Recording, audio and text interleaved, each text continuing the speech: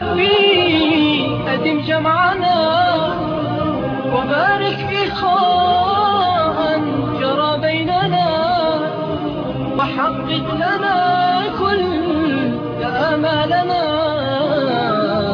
فأنت الكريم الذي لا يزال. أحيانا هناك مرض يحتاج إلى حقنة، مجرد حقنة واحدة أو حبة برشام واحدة. واحد عنده صداع برشامه ويروح والحمد لله، أو ضرسه بيوجعه ويخلعه ويرتاح والحمد لله. لكن هناك أمراض تحتاج إلى مدة طويلة في العلاج أو عملية جراحية.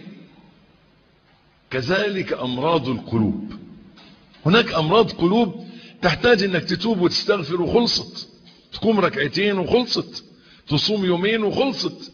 وهناك أمراض في القلب أحيانا تحتاج إلى سنين، بل بضع سنين، 10 سنين، 20 سنة تعالج في مرض في قلبك، ولا تأتي الثمرة ولا النتيجة إلا مع الصبر. فالزمن جزء من العلاج، وأهم شيء في العلاج الاستمرار.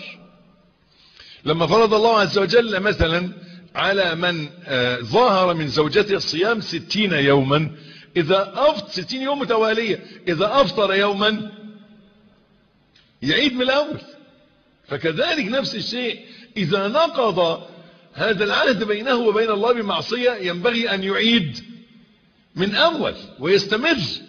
فالأمور تحتاج أيها الإخوة في علاج القلوب وتحصيل المعاني الإيمانية إلى صبر وثبات وزمن. أنك ربي أدم جمعنا وبارك في خاء جرى بيننا وحقق لنا